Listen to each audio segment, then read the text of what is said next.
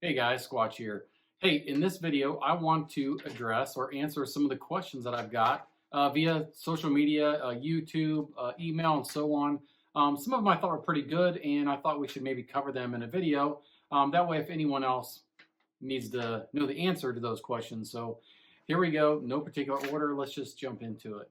So the first question comes, I'm not going to say who these are from, but the first the first question is kind of funny was, hey, Squatch, you're always wearing a hat. What's wrong with your head? Well, the answer is I don't want to cause any more glare on the camera than I have to because, my hair situation. But anyways, and the other question was, hey, if you're bald, are you copying off the Reloader dude? And the answer is no. I think maybe TRD and myself maybe suffer from the same affliction, although I'm going to say mine is self-induced. We'll just go with that. No, I'm joking. But yeah, so I wear a hat just because I don't want to put a lot of glare on the camera, and I want you guys to focus on what I'm trying to cover and not this mug. So there's the answer to that question. All right, so another question I got is, hey, what are those lights that you use on your press?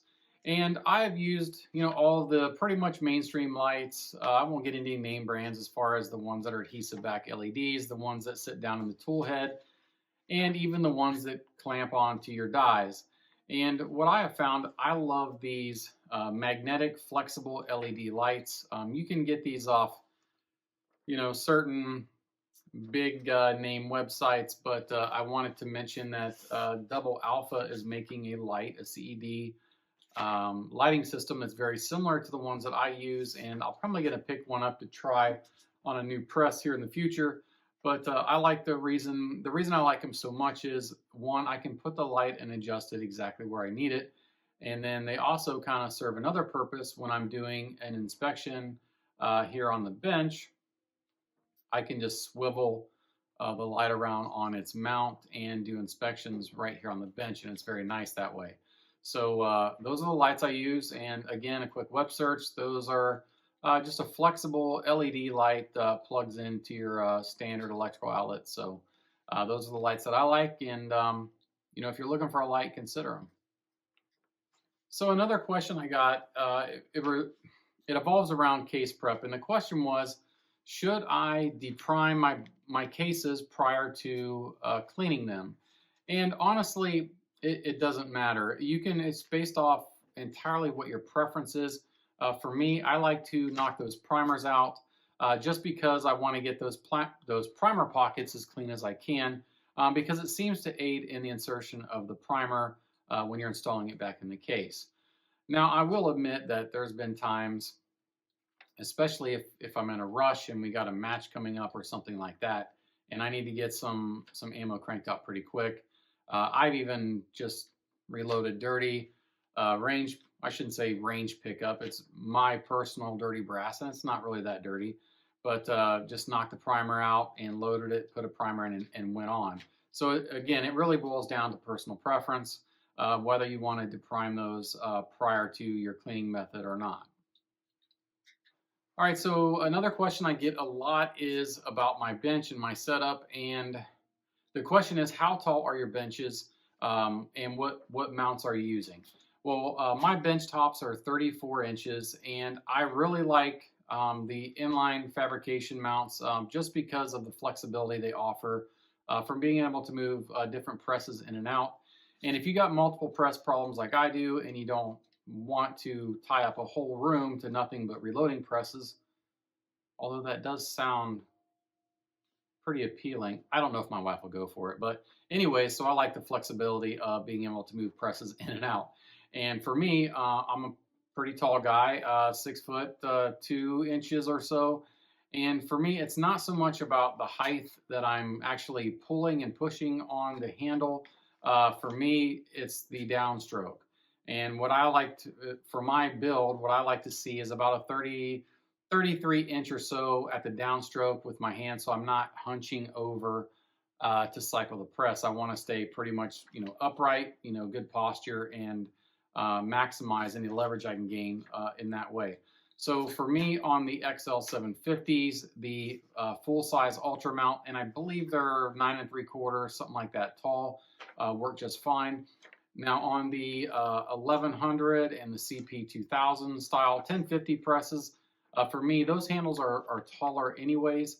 And to stay within that 33-inch downstroke for me at the full downstroke, I need the 4-inch micro inline fabrication mount, and those seem to work just great. Now I have ran the Dillon strong mounts, and what I found is, they work just as well. The only downside to the strong mount, obviously, is its flexibility. It is, you have to unbolt the press and bolt the other Dillon press on. But with the inline mounts, you can get different quick change plates, and that's the way I like to do it here. Again, because I've got multiple press problems and I don't have enough bench space to put everything on it. So it works out just fine. So this is kind of a double-edged sword question here. And the question is, what are the best upgrades to make to your Dillon presses? And for me, I'm not a big advocate of all the little, widgets and doodads and stuff that's available out there. Again, I've said this before. I think a lot of them are snake oil, and if you're got your press set up the way it's supposed to be and you've read your instruction manuals, they run pretty much flawless. I mean, there's some modifications that I do every time, and that is on the shell plate index ball spring. I like to just shorten that up a little bit so I can, slow down that transition as it indexes on the shell plate. Seems to help out with the powder spill.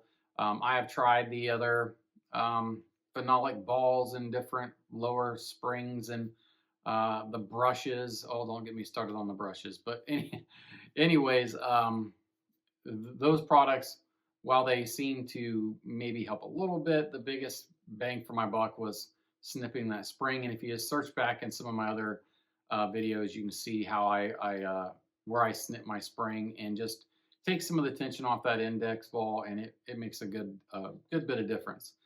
Now the other, as far as upgrades that I think that I've done, I mean, I have changed out the powder hopper, the plastic, to the Pyrex from Ward over on dramworks.com, and I really like those.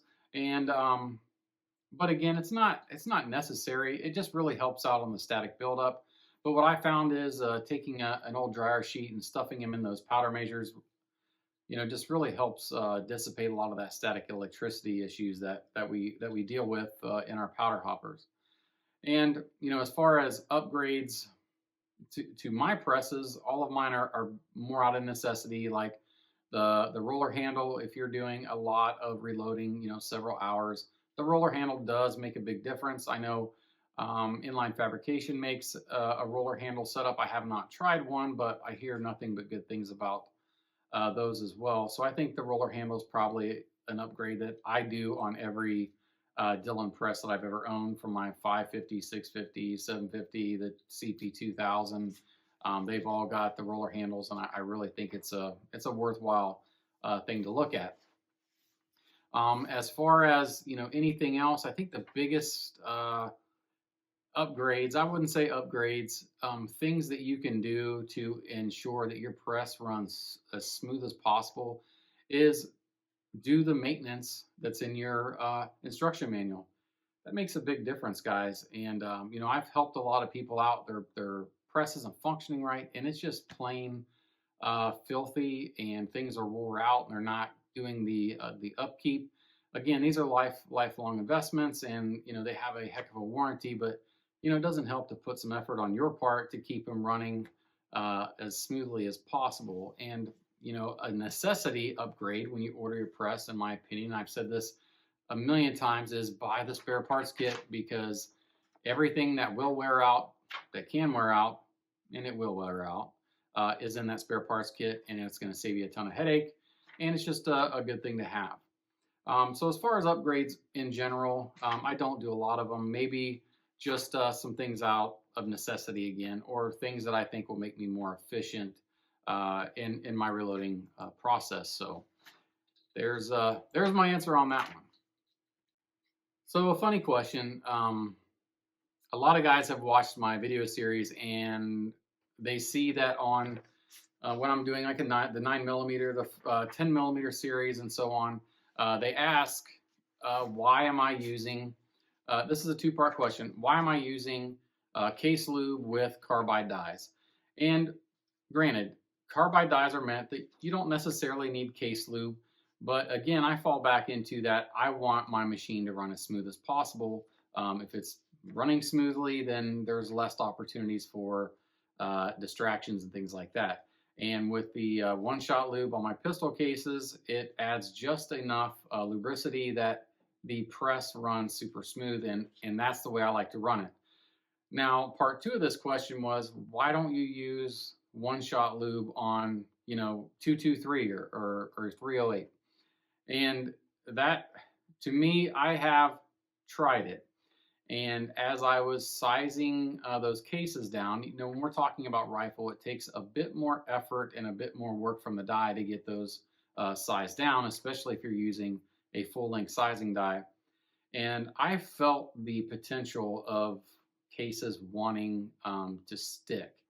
And I've also had questions regarding guys using small base dies with insufficient lubrication, and when they're extracting that case out of the die, that they're actually stretching the cartridge on the back out stroke, I guess. So I don't use it just because I think getting it applied heavily enough and that its rate of evaporation, I don't think it's a great product for rifle. And I am sure some of you have had good luck with it, and that's fantastic. But I have just kind of backed off of it as far as using it for any rifle sizing and things like that. Now with rifle sizing, I absolutely love just liquid lanolin and an alcohol blend. That's what I really like to use when I'm resizing rifle, or if I'm doing smaller quantities like hunting rounds or more precise. And it's not because it's more precise that I'm using this. It basically boils down into quantities. Imperial sizing dye wax is like butter when you're doing sizing. CH4D makes a sizing wax that's very similar to imperial sizing dye wax that I really, really like. And then the lanolin and alcohol blend is probably what I use more than anything as far as case lube is concerned. But as far as the Hornady One Shot, I really just run it to aid in press operation, die extraction, and only again on my pistol caliber reloading.